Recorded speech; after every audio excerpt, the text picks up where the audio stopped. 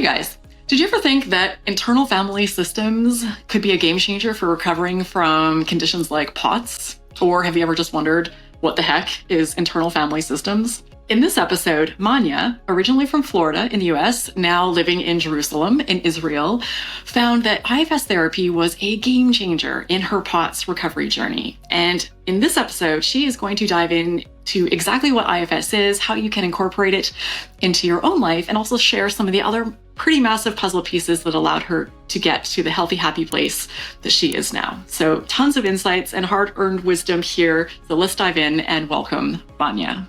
Manya, so excited to have you here today. Thank you so much for doing this. Yeah, thanks so much for having me, Raelan.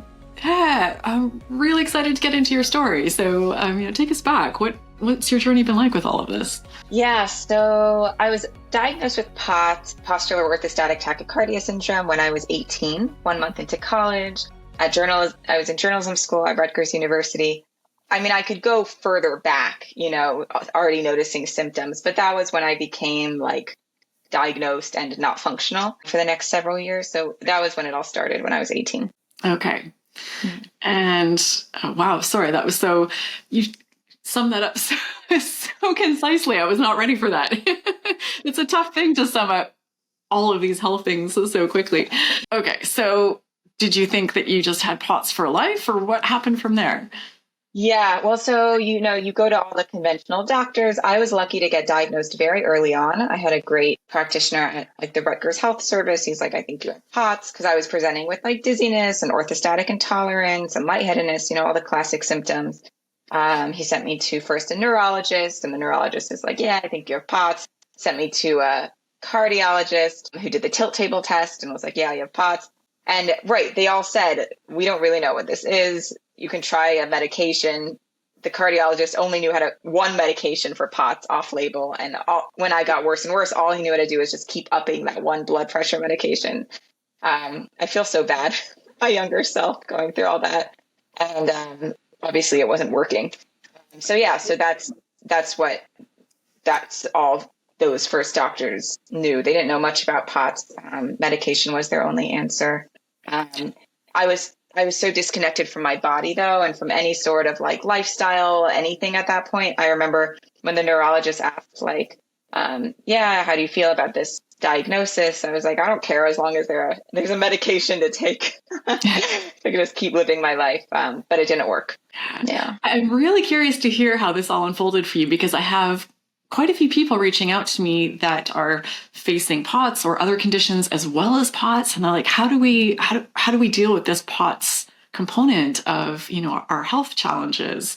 And you have gotten past yours. So how did you get from a place of okay, this is it, I take my medication, I'm good, to exploring other things and trying to resolve it?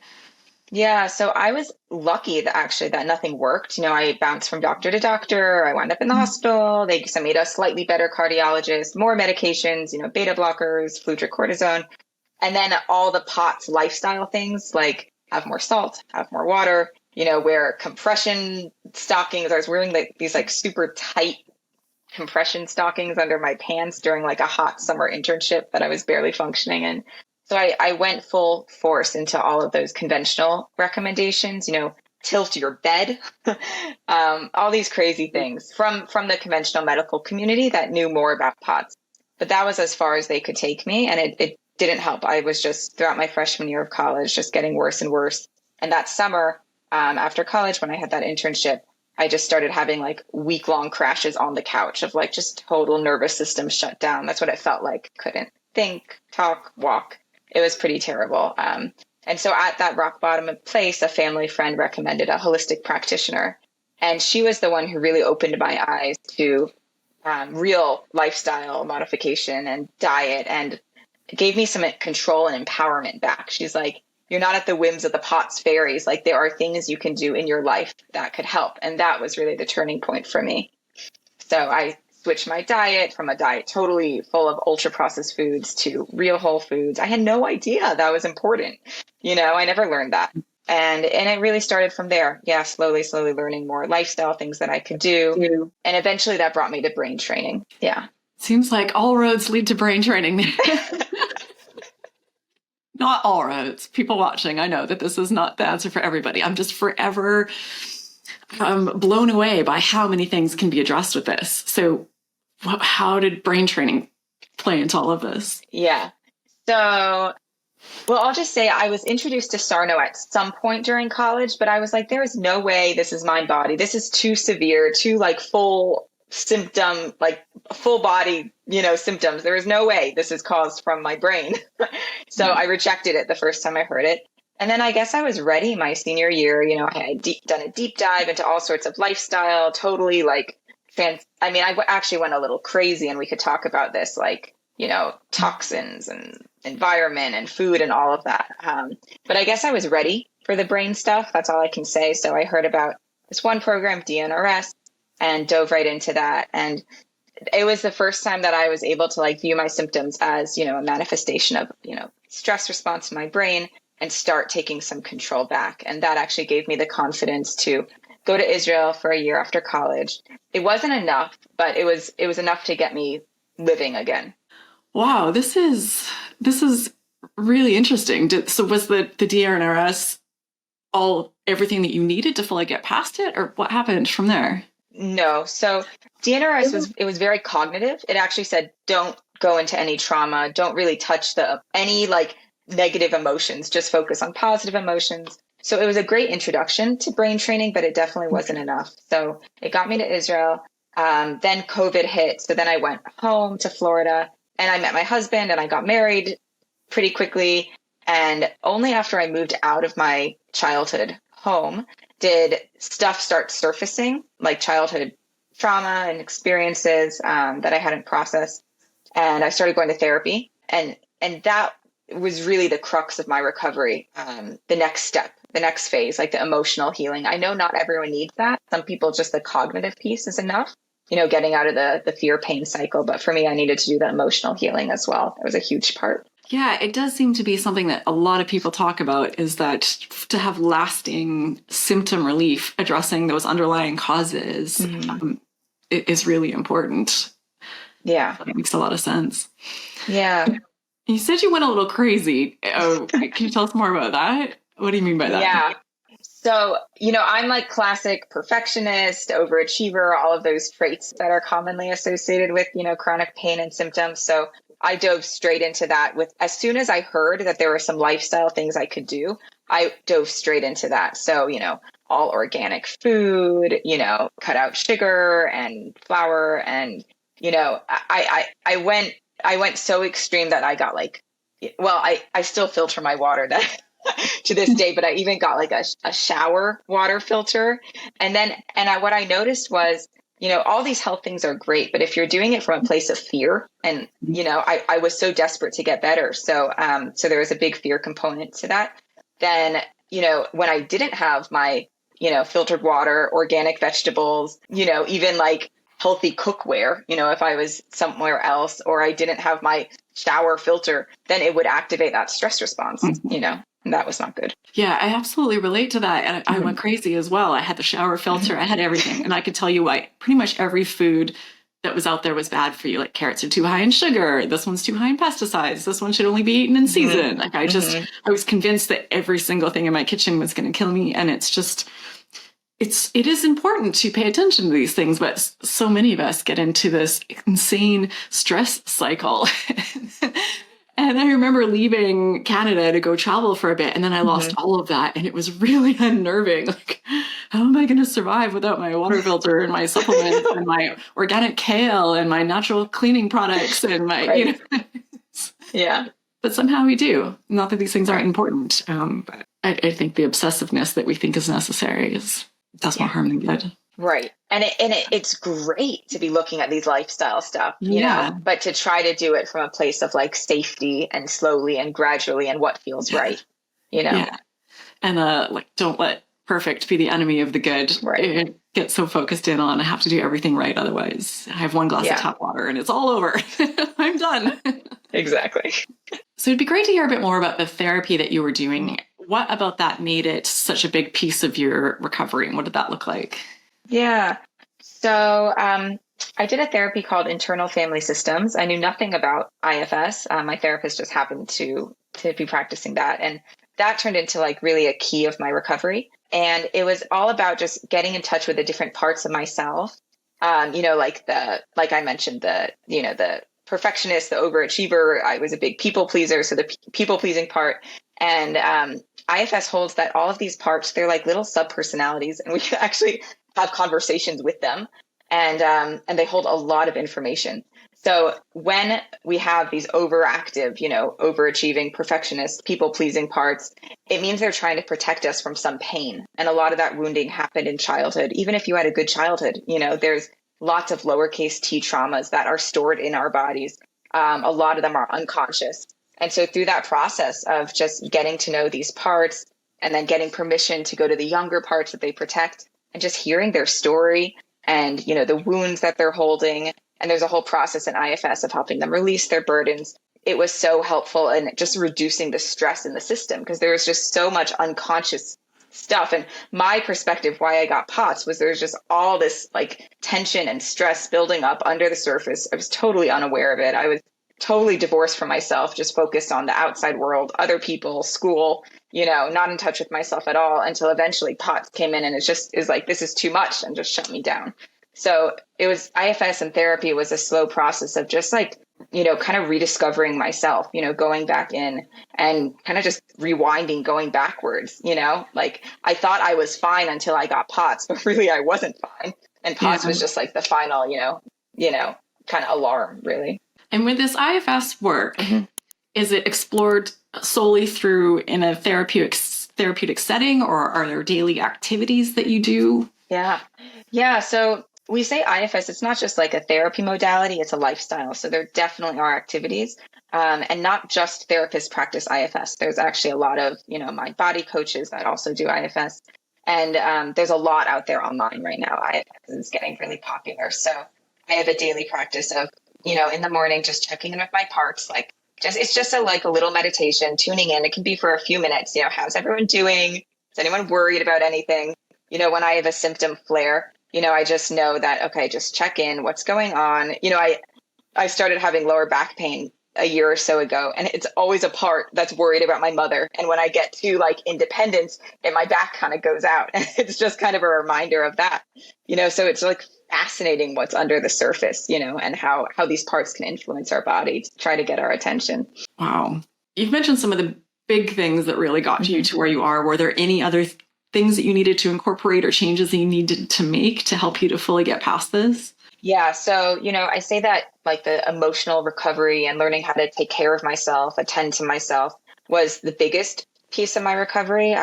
But there were many things along the way until my body felt safe to do that therapy work. It didn't feel safe to do that, until I was married and, out of the house. And so, for example, acupuncture was a huge part of my recovery. Once I went to that initial holistic practitioner and started changing my food and lifestyle, things actually from the universe just started happening. Like I remember a girl from Rutgers, where I went to college, reached out to me. I think I was a journalism major, and I think I was writing an article on holistic medicine and healing. And she reached out to me. She's like, hey, I had POTS for like 3 years and was totally bedbound, and now I'm fine. And she sent me to her acupuncturist. And again, I was a little too like obsessed with him. It's like, it was crazy. It was like an hour and a half away, and I had to take an Uber because I wasn't well enough to do a train most of the time. And I felt like I had to go. So it wasn't like, I was a little desperate, which makes sense because I was, pretty much not very functional. But it helped a lot. I think it was just helping rebalance the nervous system before I was ready to go in and actually do, the therapeutic work. So that was a big piece. Okay. So quite a few things that you mentioned, really amazing. For people watching, I know it can be a lot to take in. So if you were to kind of sum up, what were the key things that got you here? Yeah. So first there was nutrition. And that just sense of empowerment that I'm not like a victim to, just fate. I'm not going to have this chronic condition forever. There's actually something I can do. There are a lot of things I can do, to help myself. So that sense of empowerment was huge. Acupuncture was really, really helpful. Just starting to rebalance my nervous system before I was ready to go inside and actually do the work. We say in IFS, like, our protector parts won't let us go inside and access any sort of like overwhelming memory trauma until it feels safe.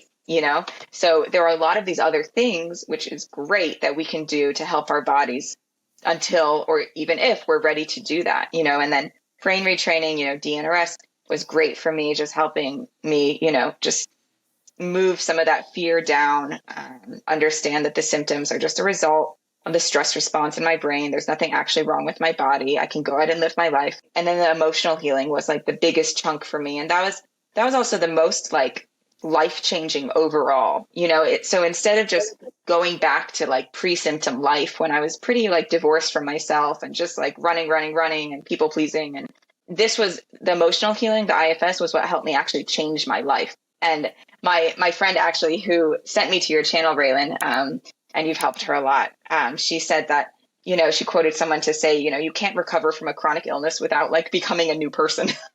And I really resonated with that. IFS has been a slow process of really learning my history, through talking to these younger parts and building a relationship, with the protector parts that work so hard. I see POTS also as a protector part that kind of just shut me down because things were just too intense. It was too much.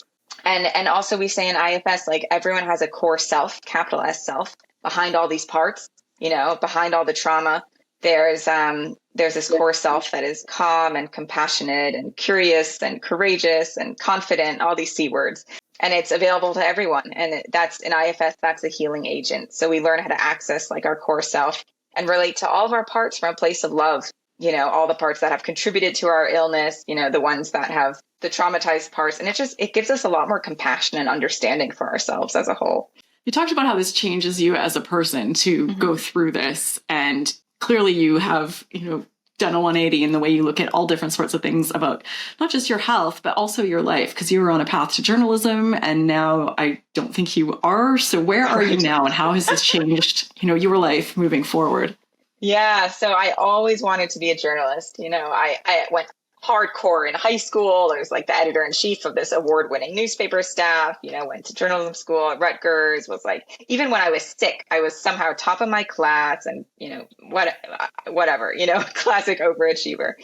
But as I, went through this whole health journey, I was like, I want to do something. I felt like I needed to do something about health in my career. So first I switched to health journalism.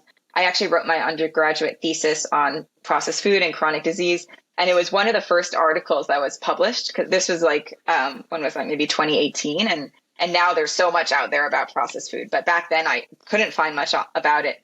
And no newspaper or magazine wanted to publish it. So I just self-published on Medium and it went viral. It was my only article that went viral, but that was pretty cool. But then like the health journalism thing, it didn't really pan out. Like I wasn't really getting like too many freelance gigs. I started this, the cool thing that came out of that article was I built a relationship with Dr. Robert Lustig, who's one of the big health processed food, people, speaking out about processed food and sugar. And so now I still run his social media accounts. So I still have, part of that. And I also enjoy, on my own social media accounts, I'm always writing and posting and making graphics. But I decided as a career to switch from journalism. I got my master's in health education and I thought I would be doing health coaching, nutrition coaching. But it didn't feel right. It kind of paralleled my health journey going from, more of like the physical health to the emotional health, more of like the external to the internal. And the same thing in my career. Like very quickly, I realized like there is so much more under the surface when people come to me with their food problems. Like I do not just want to tell them what to eat. Like I just felt like there was more there. So then when I found IFS, I was like, wow, this is actually what I want to do. Every time I went to therapy, I was like, I want to be my therapist, but shoot, I just got my master's in something that's not therapy. What do I do? So luckily, IFS was still training non-licensed therapists. They just shifted the rules. So if anyone wants to do IFS training, do it quickly if you're still able to get in, if you're not a licensed therapist. So I got into a training. We have an amazing IFS Institute in Israel. And I switched my practice totally to IFS for eating and mind-body healing. So that's what I do now. I work in a food addiction recovery group and private practice. Yeah. And as you move forward, do you ever feel nervous about symptoms coming back or having health problems again? Yeah, like I don't even like the word fully recovered. Whenever I was listening to recovery stories, I kind of felt like, oh, am I not like enough? Am I not recovered enough? But I still have symptoms sometimes when I get stressed. Even this week, I was really stressed out. And felt a little like dizzy, a little like when I'm looking at screens, a little like blurry visioned. But now I think I heard this from Alan Gordon. It's not like if the symptoms come back, it's how you react to them, that matters. So I don't freak out, I know I'm fine. I know my brain's just stressed out. Though I did make an eye doctor appointment to make sure that my eyes really are okay. But yeah, so sometimes I still get lower back pain, and I just know I see it as like a call for attention, that someone needs something in here, attend to yourself. And that's okay with me. It's a continual process. I'm trying to teach my system, like it doesn't have to yell through symptoms. It can just gently whisper, let me know, if it needs me to slow down. But honestly, sometimes I probably wouldn't listen. So, so I'm actually okay with, it would be nice to be totally recovered, but I would hate to go back to just like the go, go, go, kind of abandoning myself. Yeah, it's interesting because what we define as total recovery, I think, is not the conventional definition of the term, because we think of it as like, I don't know, I had cancer and now all the cancer cells are gone, or even that we call remission, or you have a broken arm and it's healed. But with this, when it's a threat assessment system causing symptoms, like we want that threat assessment system to keep working for the rest of our lives. Right. Every once in a while, we're going to kind of push too hard or do too much, or, not be in a good place. So every once in a while, it's going to send you some symptoms. And that's exactly it. As you said, it's just recognizing it, knowing what to do about it, and not getting to this place of being trapped in symptoms and not having any idea what to do and what's going on or how to resolve it. Yeah. And through this whole process, I'm realizing like I'm a highly sensitive person. I might be neurodivergent. Like I'm more sensitive than the average person. And that's fine. Like I might be more sensitive to stimuli and stress. And I don't have to, maybe I can't even make all that go away. And that's okay. It's just attending to ourselves and taking care of ourselves. Amazing. Well, I really appreciate you doing this today, Manya. Thank you so much. So interesting hearing about your journey. Yeah, thank you, Raelan. And for those of you watching, if you're looking for free brain training information, I have a free brain training sort of mini course. There's a link in the video description. You can sign up for a mailing list, and then you'll just get strategies and information, no strings attached, just trying to put more information and strategies out for you. And of course, everything you need to know about Manya will be in the video description as well. So I really encourage you to expand it and take a look at what she's got available there. Also, quick shout out to channel member Ali Wade. Thanks, Ali, for supporting the channel. I really appreciate it.